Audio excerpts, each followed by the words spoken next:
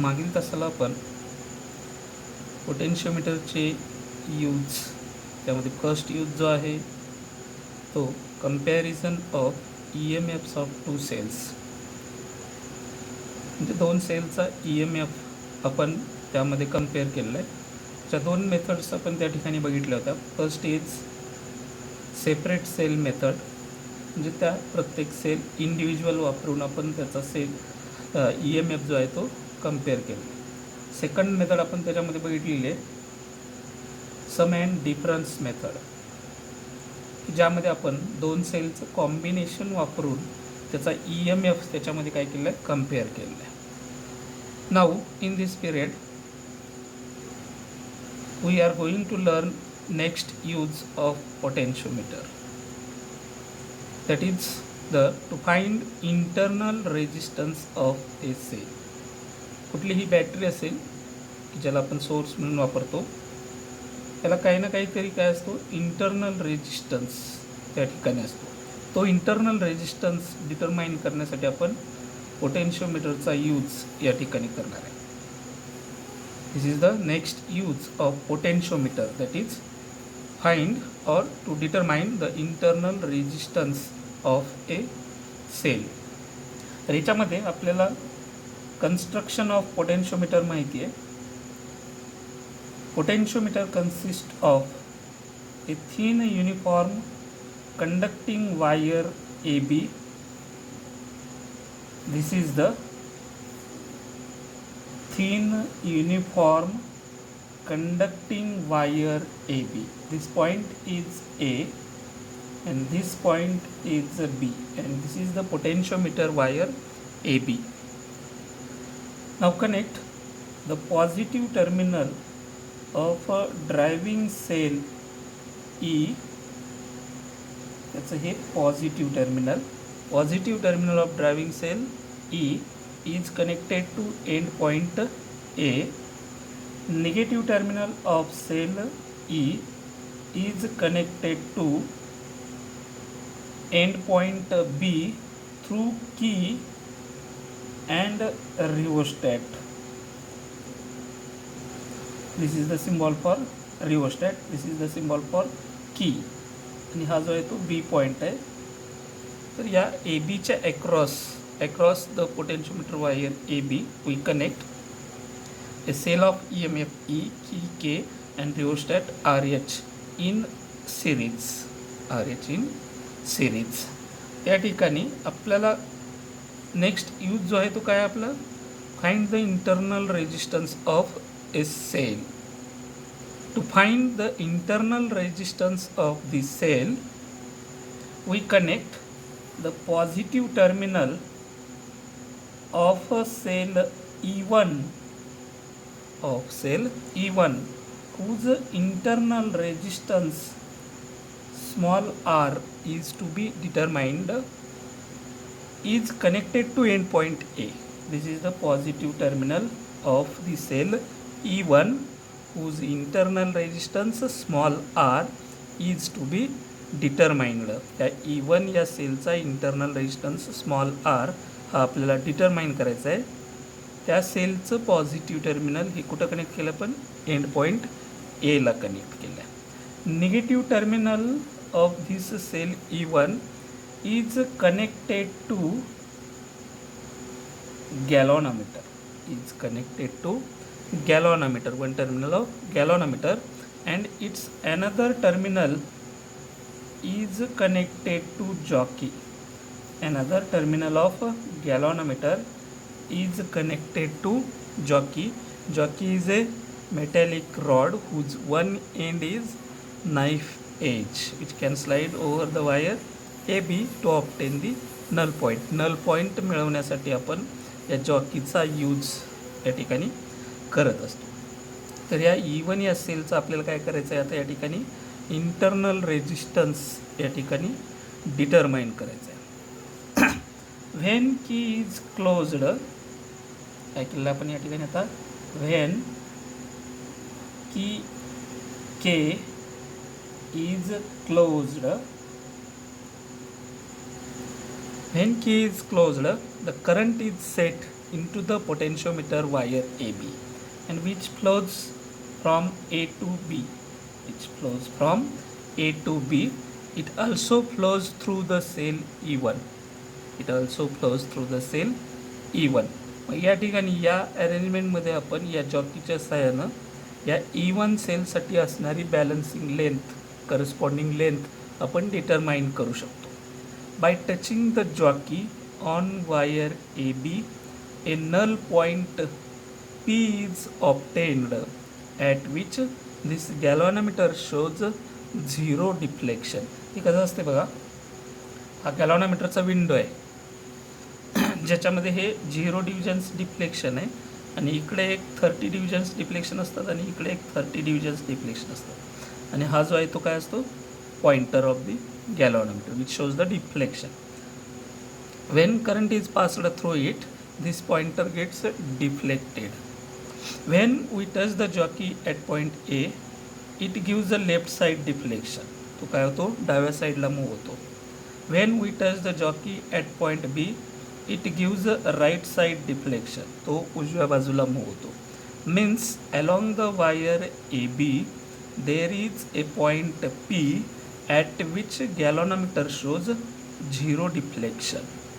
तर तो पॉईंट आपल्याला या ठिकाणी शोधायचा असतो. Therefore P will be the null point. When key is closed, current is set in to the circuit which also flows through the cell E1 by touching the jockey at different points on wire AB. A null point P is obtained. A null point P is obtained. Let मग याच्यामध्ये आता let L1 is corresponding length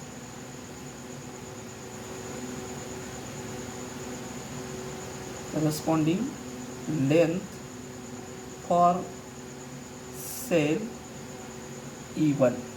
for cell E1. E1 साठी असणारी balancing length काय, L1. Balancing length काय, L1. Therefore, by principle of potentiometer,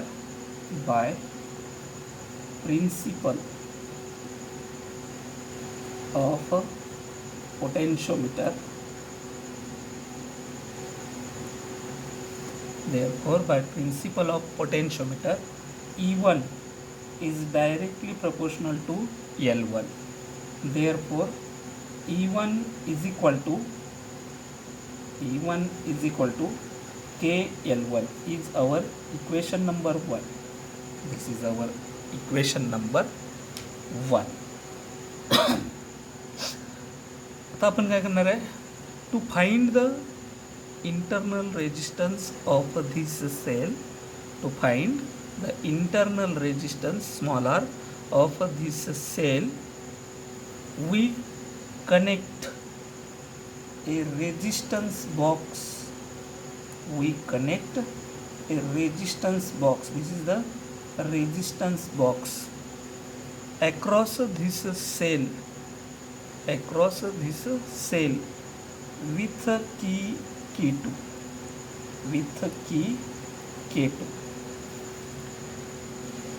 Resistance box is connected in parallel with cell E1 through key K2. To find the internal resistance of this cell. याचा internal resistance determine करण्यासाठी आपण काय केलं, याच्या पॅरललमध्ये resistance box connect केला. To vary the resistance, vary करत असताना आपण त्या ठिकाणी एक की कनेक्ट केलेले की जेणेकरून त्या ठिकाणचा करंट आपल्याला ऑफ किंवा ऑन करता. When we connect the resistance box across this cell E1, then the current through the circuit will be changed. या ठिकाणी now take suitable resistance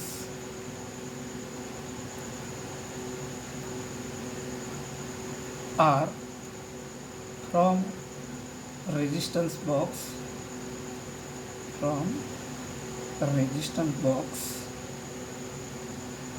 and close the key K2, close the key K2. Then current supplied by this cell is flows through the cell E1. Also it flows through a resistance box. Also it flows through a resistance box. When this key K2 is closed, when this key K2 is closed, आणि इथून किती resistance काढला आहे आपण? R इतका resistance या ठिकाणी काढलेला आहे.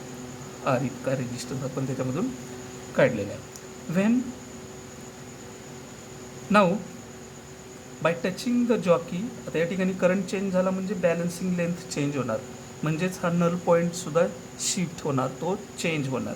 Bye touching the jockey on wire A B, a null point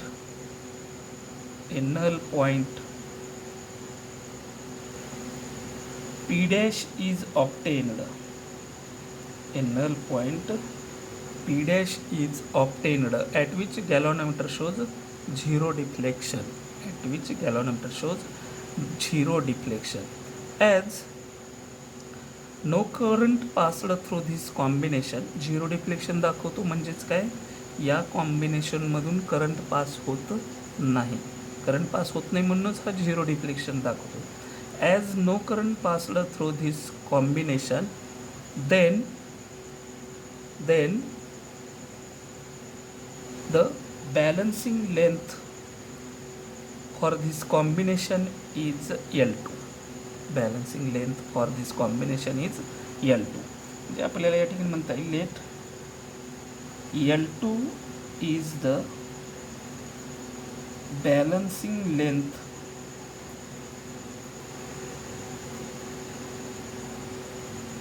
when, केव्हा आहे ही balancing length? when K2 is closed, K2 is closed, then L2 is balancing length, L2 is balancing length. And the potential difference, आता या ठिकाणी बघा, जर current हा external resistance आहे, हा इंटरनल रेजिस्टन्स आहे. जर एक्सटर्नल रेजिस्टन्समधून करंट पास होत असेल तर त्याला आपण टर्मिनल पी डी असं म्हणतो. Terminal P D means it is the energy supplied by the cell to circulate unit charge once around the circuit through an external resistance only is called as terminal PD of a cell, is called as terminal PD of a cell. Therefore by principle of potentiometer,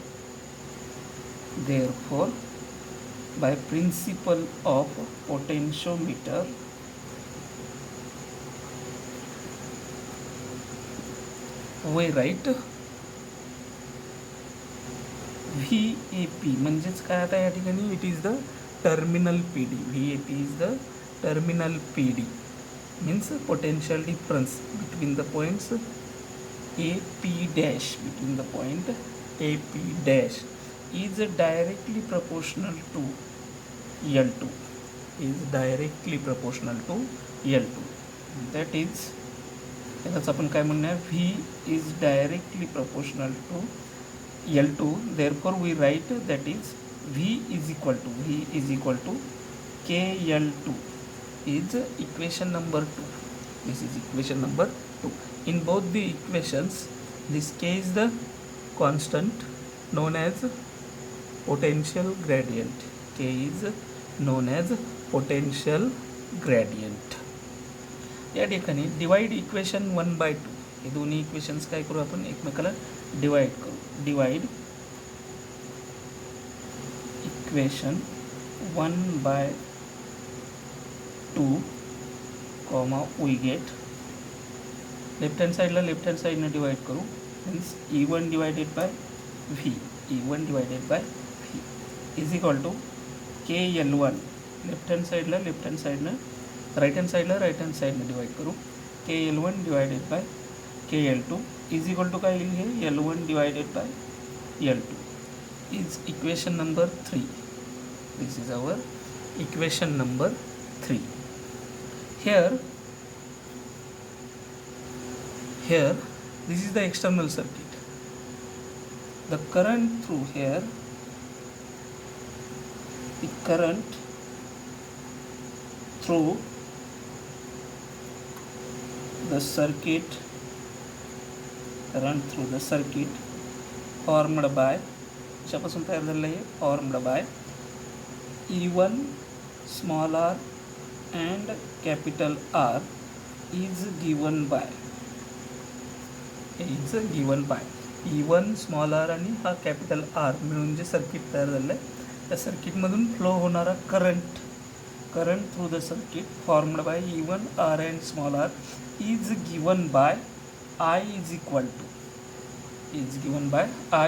to E1 divided by capital R plus small r. E1 divided by capital R plus small r. Therefore we write E1 is equal to I into the bracket capital R plus small r. ही capital R plus small r आपण left hand साईडला घेऊया, म्हणजे ते multiplied होते. इथं लिहिलं आहे आपण. This is equation number 4. Also we know that आपल्याला ओहम्स लॉ माहिती आहे. Also we know that according to Ohm's law V is equal to I into R. V is equal to I into R is the Ohm's law. This is equation number 5. Again divide equation 4 by 5. Divide equation 4 by 5. Divide equation 4 by 5. We get E1 divided by V. E1 divided by V is equal to E1 च्या right hand साईडला काय आहे, capital I divided by capital R plus small r divided by V च्या right hand साईडला काय आहे, I into R. This I gets cancel.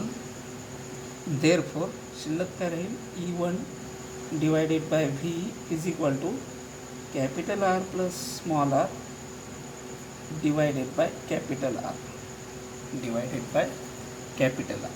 आता या ठिकाणी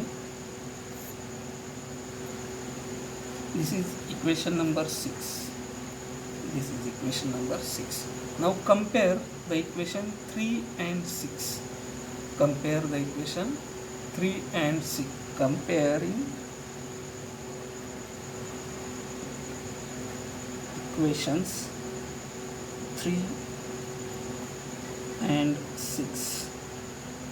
Comparing equation 3 and 6. 6 number equation आणि 3 number equation compare करायचे. Left hand sides are same, therefore right hand side are also same. E1 divided by V हे left hand side ला आहे, therefore right hand sides are similar. Therefore we write, हे अगोदर लिहूया, capital R plus small r divided by capital R is equal to L1 divided by L2. This can be written as capital R divided by capital R plus small r divided by capital R is equal to, here आहे तसं लिहू, L1 divided by L2. त्याच्याऐवजी काय लिहिता येईल आपल्याला, again capital R gets cancel, म्हणजे काय शिल्लक राहील, 1 plus small r divided by capital R is equal to L1 divided by L2. हे 1 पलीकडच्या साईडला घेऊया आपण, म्हणजे मायनस होतील, पलीकडच्या साईडला घेतले तर मायनस होतील. Therefore we write small r divided by capital R is equal to L1 divided by L2 minus 1. हे जर सोडवलं तर काय येईल या ठिकाणी, is equal to L1 minus L2 divided by L2. Therefore for this small r is equal to, we write capital R into the bracket, here तिकडे multiply करू, capital R into the bracket L1 minus L2 divided by L2 which is the required equation. Required equation, small r is equal to capital R into the bracket L1 minus L2 divided by L2. This is the required expression for the internal resistance of a cell. This is the second use of potentiometer.